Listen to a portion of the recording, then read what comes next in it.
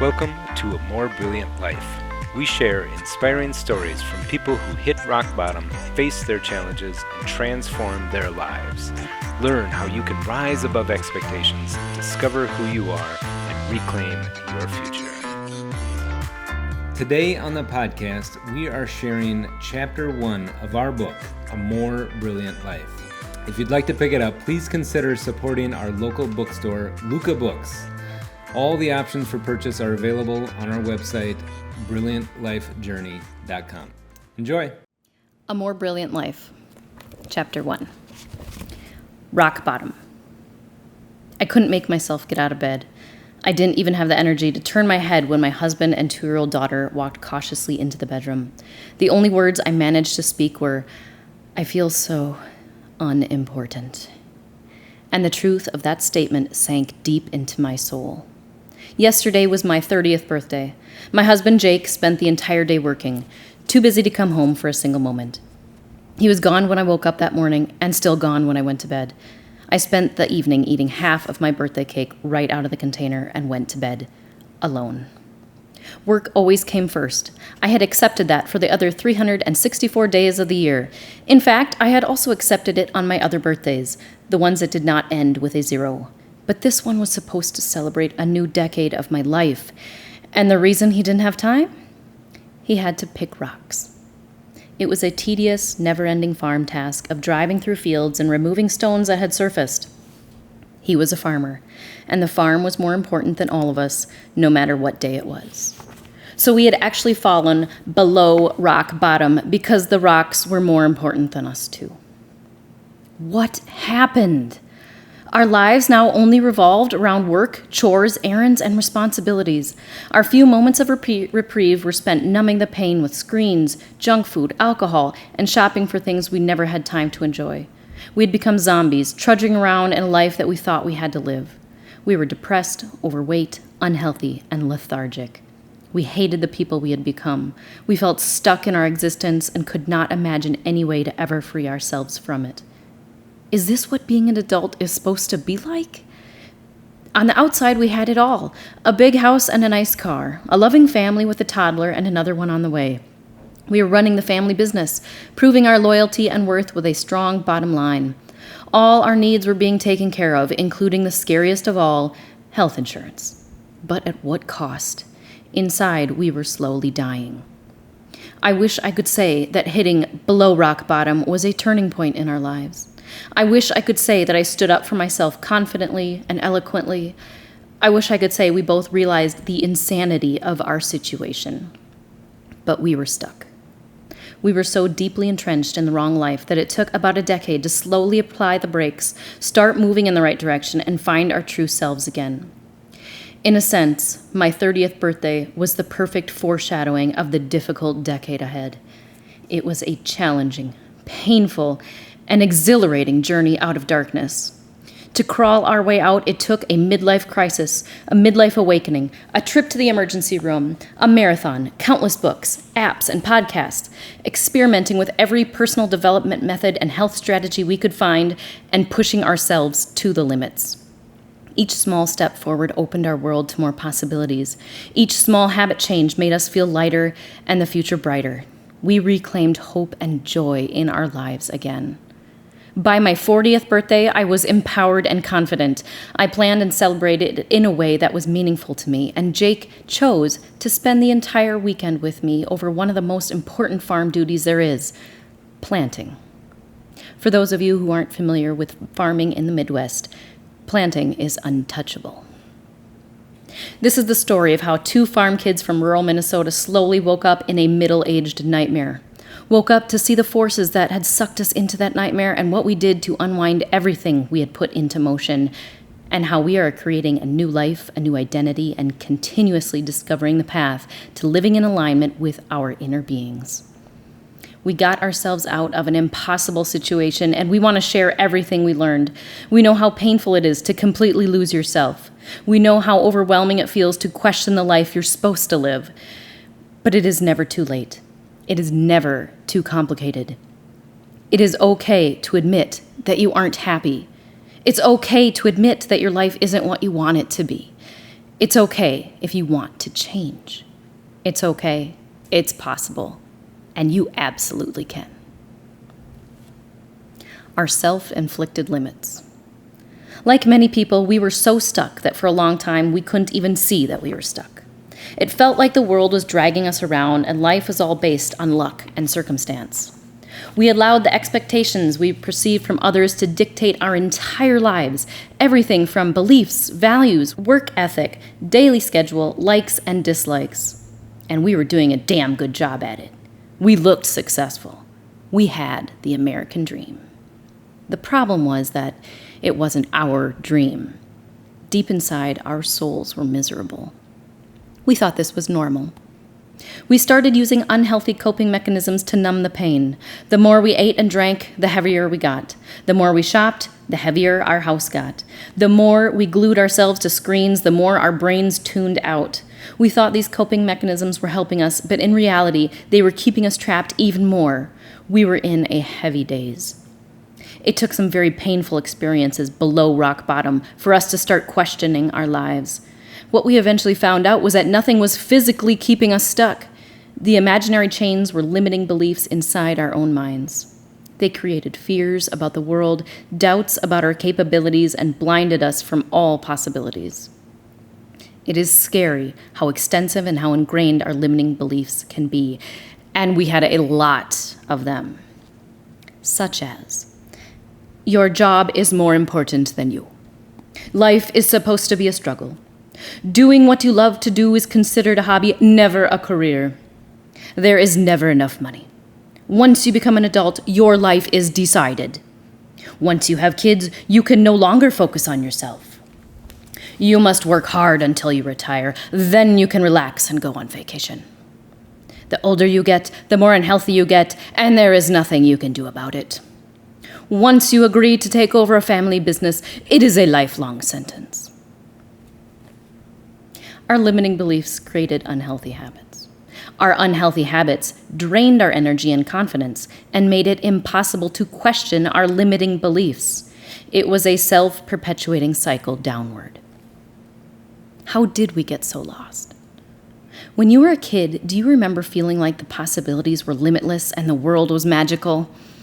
Children are naturals at knowing who they are and listening to their intuition. They can tell you their favorite games, hobbies, foods, and colors. They don't care what other people think. Sadly, we allow society to slowly drain our dreams and fill our heads with limiting beliefs. As I grew up, I was told repeatedly that art was a hobby, but not a profession, unless I became an art teacher, in which case that would be a legitimate career. Jake wanted to be an astronaut. I wanted to live on every continent. Jake wanted to be a psychologist. I wanted to be an actor on Broadway. Jake wanted to play the drums. I wanted to bike across the country from east to west. Jake wanted to canoe across the country from north to south. After enough time, we were persuaded to agree that none of these dreams were realistic and to settle down with a sensible job that paid the bills. So, after serving 2 years in the United States Peace Corps, which was a sensible way to get adventure out of our systems, we returned to Minnesota and agreed to take the role of farmer and farmer's wife. But if you rely on the identity of a job or a responsibility, then that identity is going to absorb you. And it did. By the time we were in our 30s, Jake could not even answer the question, "What do you like to do?" The scariest part is realizing how many people are in this exact same nightmare. People completely forget who they are and what their purpose is. They hide away their unique passions and skills. They restrain their curiosity and playfulness. They resort to habits and addictions that provide short-term relief but have long-term consequences. They become weighed down physically, mentally, and emotionally. Seeing the signs. So how did we finally wake up? There was not a monumental aha moment that stopped us in our tracks. There were no clouds that miraculously parted. Although this may be true for some people, we needed a lot of wake-up calls before we finally opened our eyes. Looking back at our journey, there were many moments and many signs that changed the course of our lives. Some were obvious, others were resisted, and some were missed completely. But in hindsight, they were everywhere. Some signs were scary, like being diagnosed with prediabetes. When the test results came back, I was shocked and embarrassed. I didn't want anyone to know, but it was the wake-up call I needed for my diet. I began looking at nutrition labels, realized the crazy amount of sugar I was consuming, and started eating healthier. Some signs were depressing. Jake was pictured on the cover of Progressive Farmer magazine. It should have been a proud moment. Sadly, he was at the heaviest weight of his entire life, and the framed picture was hidden away. He decided he did not want to stay in the obese weight category and started cutting back on calories. Some signs were emotional. Jake traveled to Cambodia with a leadership program, and it resurfaced all his memories from our days in the Peace Corps. We had served 2 years in rural El Salvador, living without modern luxuries and also without modern stress, depression, and expectations. It was a massive wake-up call when he compared it to our current life. We wanted that freedom back. Some signs were frustrating. We tried to work out a business plan to transition the purchase of the family farm from the previous generation, but we hit roadblock after roadblock. No matter how much time and energy we invested, it wasn't meant to be. We had to learn how to let go. Some signs were spiritual. When my dad passed away in 2010, my sister told me that an eagle was his sign to us. I brushed it off and didn't believe her, but after many years, I have finally accepted that she was right. Whenever I see an eagle, I feel his love and support. Some signs were abrupt, like our kids wanting to change schools in the middle of a school year. It was in a nearby town where we would later move, and guess what the new mascot was? An eagle, of course. Luckily, we allowed our kids to guide us. Some signs slowly grew over time until they were too much to bear, and we could no longer ignore them. Our weight, our possessions, our stress, our depression. Some signs were the words coming out of our own mouths, but we weren't listening to ourselves or taking it seriously. I was once talking with a friend about planning to move to a warmer climate. To my surprise, she wasn't surprised at all. Apparently, I had told her this desire many times. She had been listening closer to me than I was. All the signs will steer you in the right direction if you can start paying attention to them. We had to quiet our minds and be willing to listen. We had to accept that we weren't actually happy. We had to realize that there were underlying causes of our unhealthy addictions. We had to be courageous and do things that other people thought were completely crazy. You've probably noticed some of the signs in your own life. Do you eat in response to your feelings instead of your hunger? Do you drink alcohol to forget your problems? Do you always keep yourself uber busy and distracted? Is there something you wish you had time to do but can't get past your daily to-do list? Is there something you make your kids do or that you urge your friends to do but aren't doing yourself? Are you listening to the jokes or sarcastic comments coming out of your own mouth? Do you have regrets that you can't seem to shake? Is depression or anxiety your normal baseline emotion? Do you suppress your feelings or do you experience a lot of highs and lows? Are there recurring coincidences, themes, symbols, information, or people that show up at just the right moment? It's time to start tuning into the signs around you and within you. The signs are everywhere, but you have to stop, listen, accept, and follow them. The path forward. We started changing our lives in very slow increments, tiny habit changes that started adding up fast.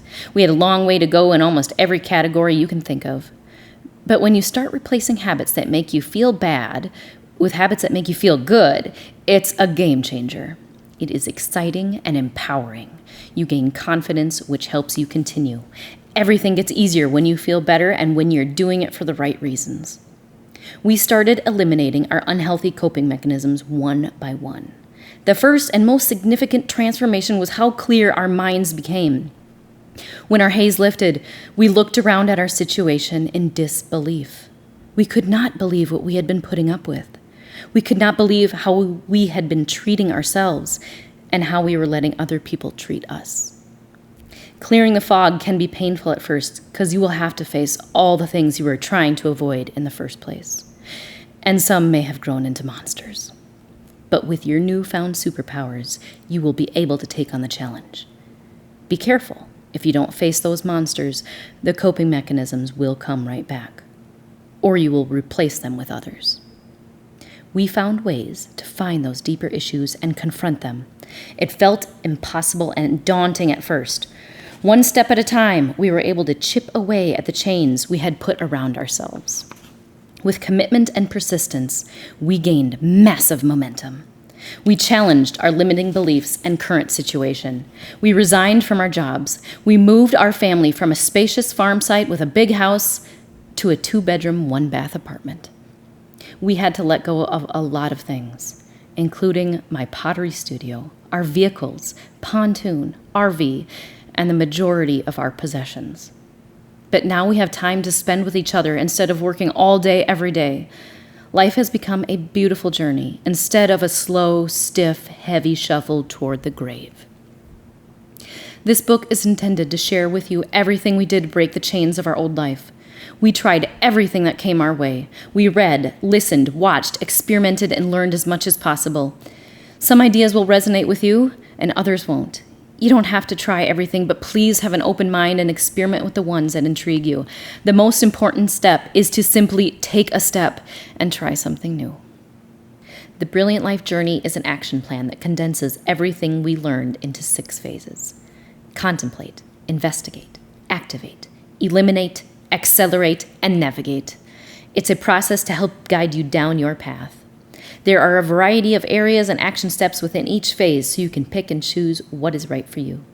They can be done in any order, and you might circle back or rotate between a few of them. In the end, they all build on each other, and each one spirals your life up to the next level. We will dedicate a chapter to each of these phases in the Brilliant Life Journey and go into detail about all the amazing ways to implement them into your life.